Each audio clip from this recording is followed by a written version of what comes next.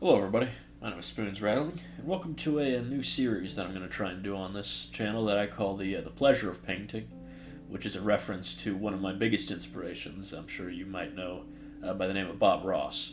And in this video I'm going to be painting Ghazghkull, and I'm going to be talking a bit on how everyone can paint, no matter your skill level or your background or whatever you have, you can paint and you can find pleasure, you can find peace, and you can definitely find joy in it. And I'm just using one of my favorite models to do it, and I'm going to show you some new techniques I practiced and sort of my mindset going forward with it. So you can see here, I based with a airbrush this time around actually, instead of using the brush like I usually do. I used 3 colors, though for most models I've just used 2, but obviously this is a big centerpiece model. So I used my shadow color, which is my chaotic red from the Army Painter, and I used my Fistin red for the highs. You can add an extra one, which I did here. I used blood red from Coat d'Arms.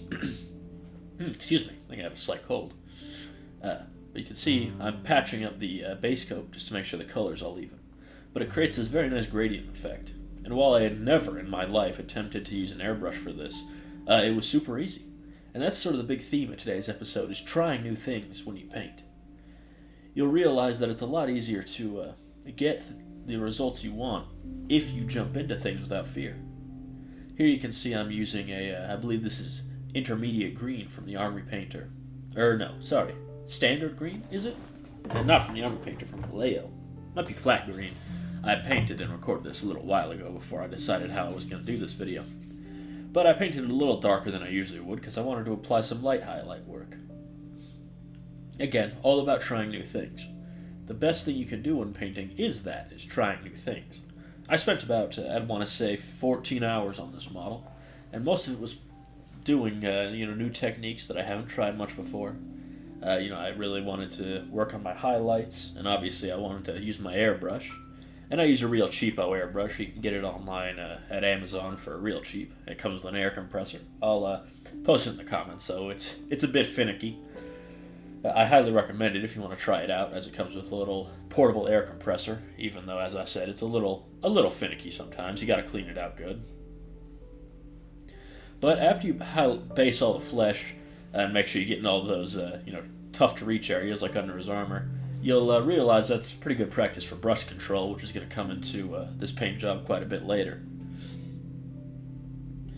The next steps we're going to follow is going to, again, be jumping into something that I haven't really tried before.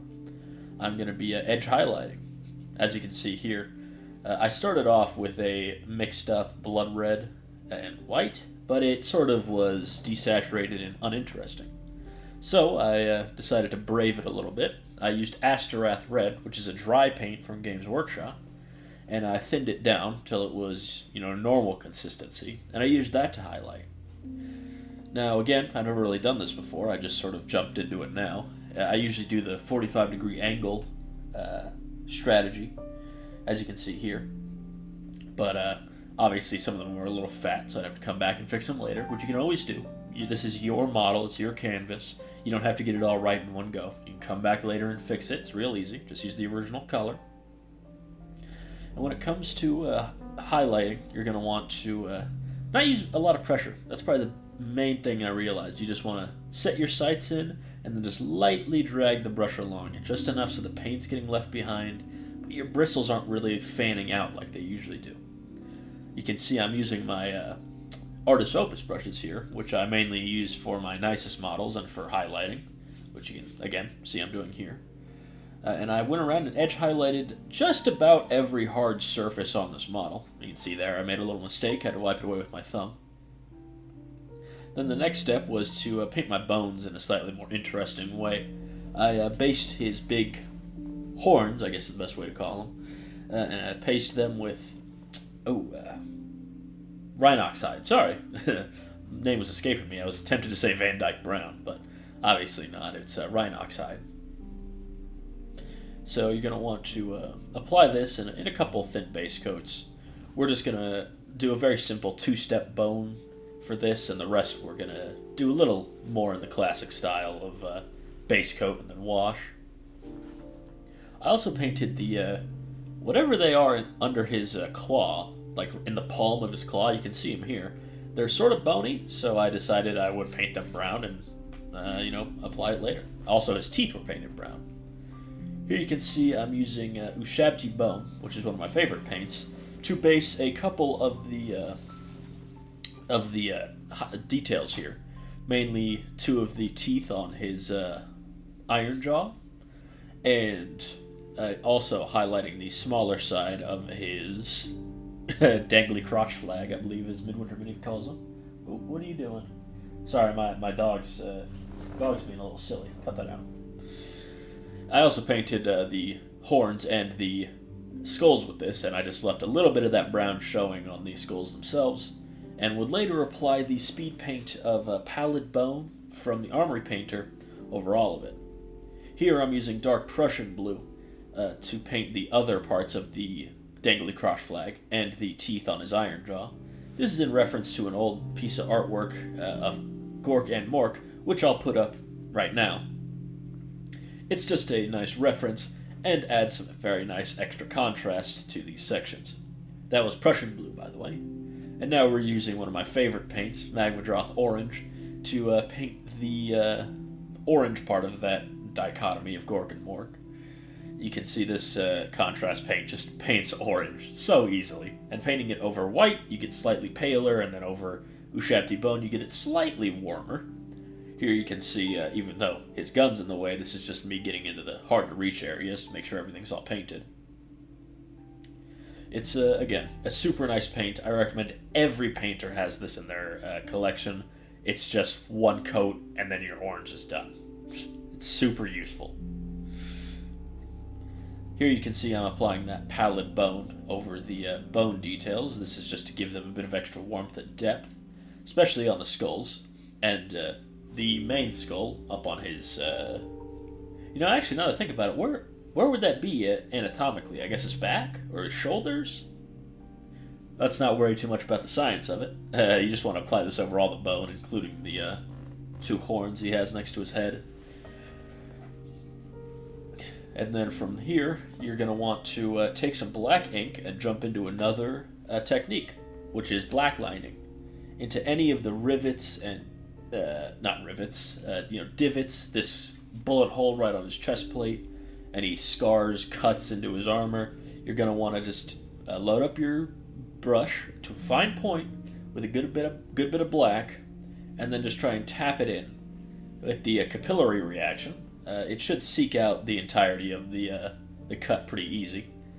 If you gloss varnish, it would be a lot easier, but I didn't have any spray gloss varnish on hand, so I'm just doing it all manually, and it turned out pretty well. I'm actually pretty happy with it. Again, this is in sort of the opposite of edge highlighting. This is adding definition by adding contrast in reverse. So instead of it being the color but cranked to 11, it's the color but cranked to 0, all the way down to an almost pitch black. You can see I did sort of fat finger it on his shoulder pad here, but I left this in to show you that, as I said, this is your model, it's your canvas. When you make a mistake, just try and wipe it away with your finger. And then if you need to, clean your brush, get some water, and then just sort of clean out that little mistake. Again, if you want to call it a mistake, or if you want to be cheesy and reference my beloved Bob Ross, you can say it's a happy accident. And that's something else you can practice with painting, is going with the flow. So even when you make minor accidents, you can just keep going. But from here, we're going to do the metallics. I'm using Lead Belcher from Games Workshop. That's probably what I'd say Games Workshop's best paints are, their metallics. Lead Belcher, Retributor Armor. I just think they're absolutely fantastic. Though obviously I'm not too worried about the brand of paint I use. If the paint is good, I'm going to use the paint, whether it's two thin coats, whether it's Vallejo, whether it's Games Workshop, whether it's the Army Painter, whether it's whatever, I'm going to use it, so long as it's good. Now, just to make sure it's all even, as per usual, you're going to want to do two thin coats over all the metallic details. Not sure why I put that transition there. That must have been a little editing error. But, as I said, you're just going to want to apply two thin coats of this over all the metal. So that'll be all the claws, the barrels on Mork's Roar, if I'm remembering that right, the vents on his pack, sorry, not pack, engine, I should say, and also on the baubles on his power pack on the back. It's really not too difficult. You should know, for the most part, what the metallics are. If you don't, just look at the box art or go to Games Workshop's website, and you'll see for the most part. Don't forget his skull cap. That's always a very iconic part of Ghazghkull, is his metal top bit, as I like to call it. Now, one thing you can do to make this work a little better is you can apply a bit of black beforehand, but I actually didn't do that. So it takes a little extra work to get all that metallics into the right place. From here, you're going to want to apply your highlight for the metallics, and that's going to just to be using shinier metal for the most part. I'm not sure exactly why I left all that in, but I forgot about this step actually. I'm using Balthasar Gold, which is a very brassy, earthy metallic for this bauble and the other thing on his engine. Because if you don't know, after Ghazghkull got decapitated by Ragnar Blackmane, he was put back together by Mad Doc Grotznik. His body was stitched together using the corpses of various orcs around the engine of a Death Dread, and then it was struck by lightning to bring him back to life. Hence why he is now like 3 times as big as he was, and also has an engine stuck in his back, and why he's got all those stitches around his body. He's essentially been Frankensteined back to life. And yes, I know Frankenstein monstered back to life, but you know what I mean. Now, the reason I'm using this Balthasar Gold is just to add some extra contrast to the model. This extra contrast increases readability from a distance, as well as just in general adding some nice discord to the model. From here, I use Incubi Darkness, which is a very nice sort of... It's kind of a hard color to explain. It's a slightly bluish green, but it has an almost rubber-like nature to it. Like, when I see that color, I'm like, oh, that's rubber.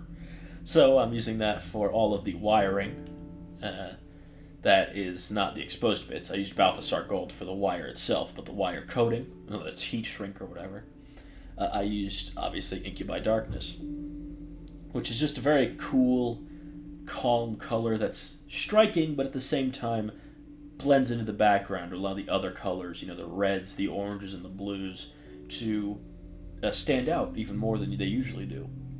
It also, again, just helps with readability. From here, you can see that we're actually going to move on to doing an all-over wash using Nuln Oil for all the metallics. This is just to help add some depth before we do any highlights. This is just a classic technique. I mainly use washes on metallics these days. I very rarely do all-over washes. I find that they just kind of dull the colors down a little too much. So I'd rather go in with inks or contrast or a wash and do as we did earlier with the inks. Dip it into the recesses. Now you can see here with that darkened metal, we're going to use a brighter silver. This time I believe it's Stormhost Silver from Games Workshop. We're going to paint the blades of his claw. And we're also going to edge highlight around the hard edges of the claw and a few other spots like the ends of the pipes on his back, a bit of Mork's roar. Oh, excuse me. I don't know why I had a burp there. And also this metal ridge on one of his shoulder pads. Sorry, not power pack. I also picked out his sticka launchers, which also, weird thing rules-wise, those are very clearly stick bomb launchers, but for some reason, Ghazghkull doesn't have the grenades keyword. Just something that I noticed. I think that would be not necessarily a game changer. I think Ghazghkull's got plenty of benefits to himself as it is. Just something funny that I noticed. Though maybe they aren't stick bomb launchers, sorry. Regardless, I'm getting sidetracked. You can see here, you're just going to want to, again, go back to edge highlighting. And for metallics, I always use a cheaper brush. I don't want this to get stuck into my nice Artist Opus brushes and start to ruin them. So I was using just a Army Painter, what is it? Army Painter Standard? Army Painter, Regiment brush, I believe is what they call it. just to get all this painted down. And I did fat finger some of the highlights, but I came back later to fix those after I painted up the rest of the model. But as you can see, we're nearing the end here. I'm just applying all the highlights as needed for the claws. This is, again, as always when you're painting, even though you can paint however you want. This is your canvas, it's your world. Paint your highlights however you want. Paint without highlights if you want. You're going to want to put as many highlights as you can, especially edge highlights, because it increases readability at a distance and makes all of the details on the model stand out significantly more. And with a model like this, where a lot of the armor is the same color, though with varying shades, it really does help to have the extra edge highlighting. Now here you can see we're going to do the smoke on his gun, as I assembled him in the pose where he's not shooting, but is instead sort of standing in the come-at-me pose. You're going to want to apply a base coat of gray. I'm using Administratum Gray, which is one of my all-time favorite paints. For such a dull color, it's just, something about it just feels right. You're going to want to apply 2 coats of this, and then while it's still wet, come in with a white. I'm using, I can't remember the name, White Scar. And with that, you're going to just drag it into the paint, the gray, as I mean, near the sort of where it's leaving the gun barrel, because that's sort of how smoke generally works, getting a little lighter as it gets away, especially from a gun, and especially in sort of a cartoony sense like in this universe. And you're going to want to do this for both. I did do this a little heavy-handed, but again, that's more just on me. It's a very simple technique, wet blending. It's just all about having wet paint and then just dragging in another paint from above, or from what other angle you want to do, which we should see a little bit more of in an upcoming video. I'm going to try and paint all of my Leviathan Space Marines in one day. That'll be a fun little challenge to do. You can see from here, the model's just about done. Just a couple more things we got to do. Personally, the one thing I did was paint his eye. Now, usually you see Ghazghkull depicted with a bright red eye, which contrasts very well with his traditional Goth's black armor, but since this guy technically isn't in his Goth's colors, I figured the red would sort of get lost in all the detail.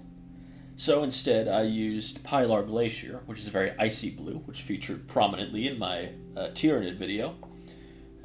I applied Pilar Glacier over white for his eye, and that allowed for a very sort of striking contrast, as there's no color that bright anywhere else on the model, so it really does act as like a focal point for the details. And for his other eye, I would just paint in a little itty tiny bit of red. It really doesn't matter, because he's got such a pronounced brow with his skull cap. Anyways, I hope you enjoyed this. I know this video is slightly different from my other painting videos, but I still hope you enjoyed it. And let me know what you think down in the comments below.